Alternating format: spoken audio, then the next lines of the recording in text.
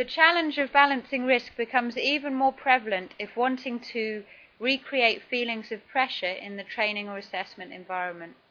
If too much pressure is applied too soon, at either an individual or an organizational level, then the strain will outweigh the gain. What pressures are faced in your operating environment? Techniques which prove successful in applying pressure to the Maritime SAR training environment include working with unfamiliar crews or in unfamiliar areas.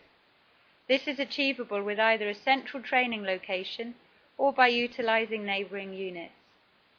Working beyond standard operational boundaries in terms of tasks, operations, or environment.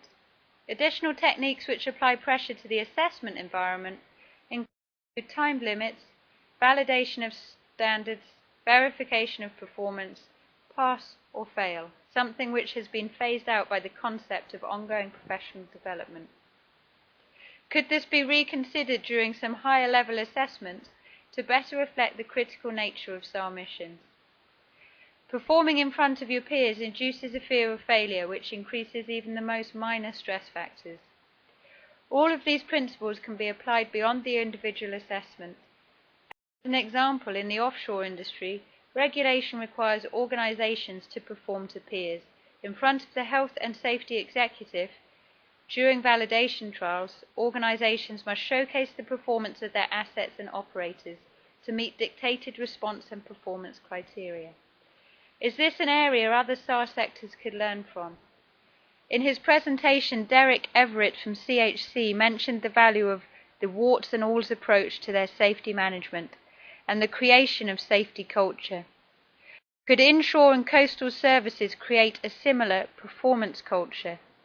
Assets operating in the same area but under different governance could utilize a model of performance validation to operate in front of each other. This is something which needs to be supported from the top of each organizational hierarchy. In the meantime, internal to the organization, neighboring units can intertrain and assess, which would support this theory. Making provision for trainers and assessors to perform to each other not only validates performance but ensures standards. And again, this could be applied beyond the individual organization. Using target equipment and training scenarios adds realism to training or assessment. These practical scenarios are the most effective method of inducing pressures comparable to operations. Within these scenarios, planning ashore utilizes skills to predetermine conditions on scene, plan the laying of targets, and create the scenario briefing. Execution afloat highlights the complexities of small craft operation and enables techniques to be further trained or assessed. Upon location, rescue and casualty management performance can be assessed, and on completion, debriefing requires reference back to the records maintained, reinforcing monitoring and communication necessities. It is not the resourcing of the scenarios that ensures their effectiveness. If well planned and constructively delivered, even the simplest of scenarios can mimic the fluidity of the operational environment. Ensuring standards is a challenge common to all organizations. Over time, discrepancies will arise between organizational practice, the procedures as set by the organization, i.e. standards, and operator practice, operators doing, i.e. quality.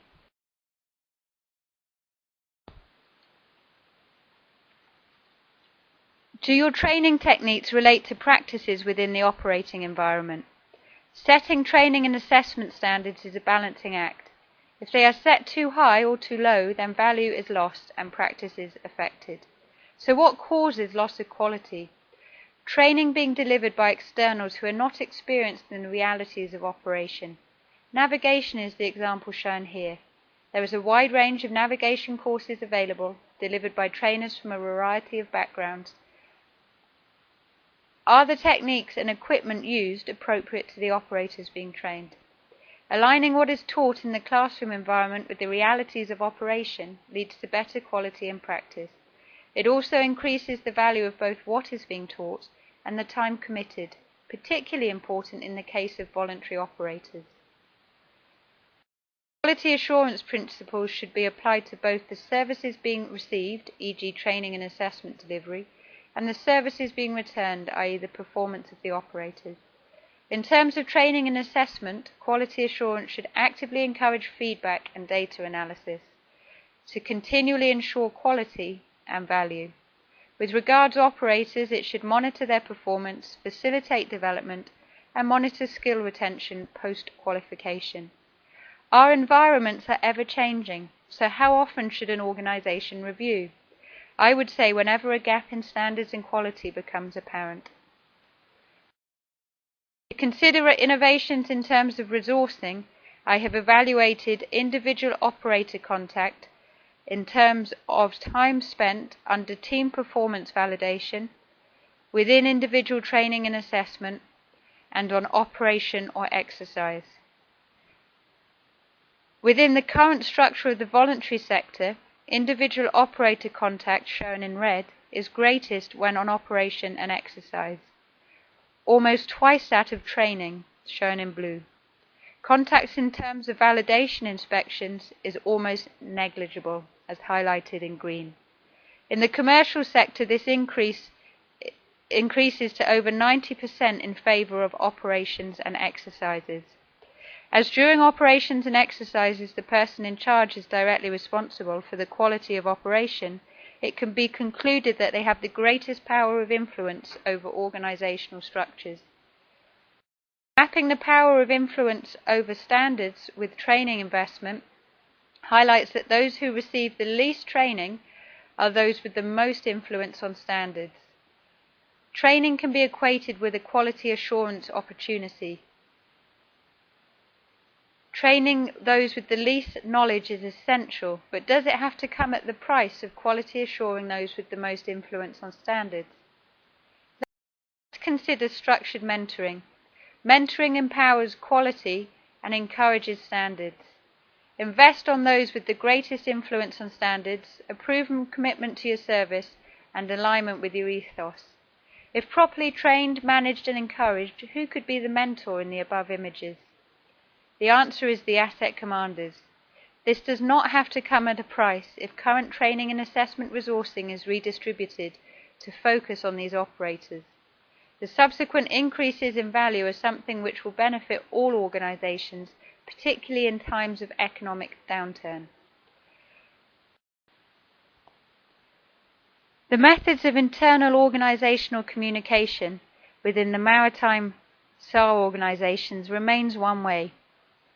We learned from Glenn Holmes's presentation on the Forgotten Man, which focused on communication in the aviation sector and the difficulties faced by winchmen who are isolated from the internal communication loop, that one-way communication is wholly ineffective.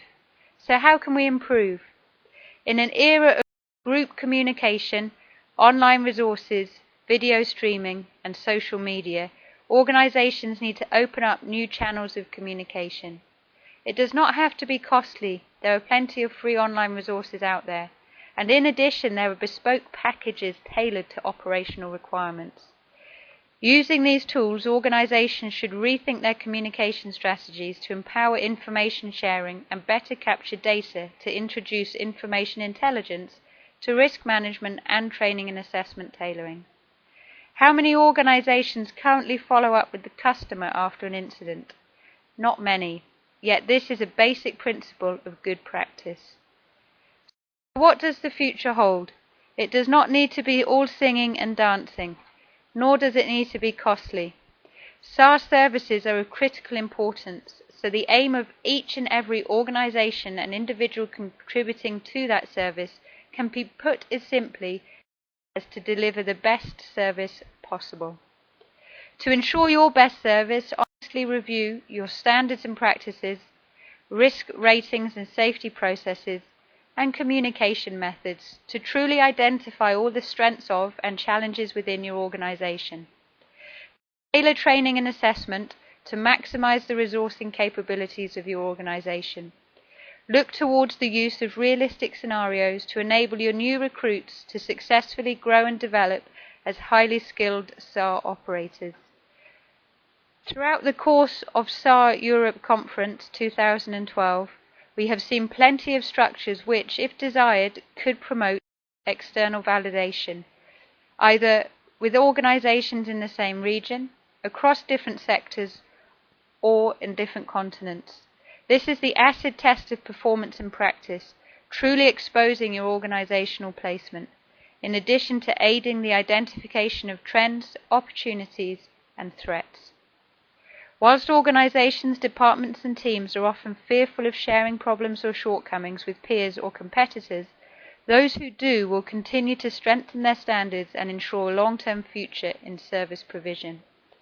So how do I fit into the puzzle of interoperability and information sharing, both within and across organisations? It is very much at an organisational level. In order to maintain my independence, I have set up MaritimeSAR.com, which is designed to enable me to continue to offer unbiased, confidential reviews and advice, and to share information and best practice.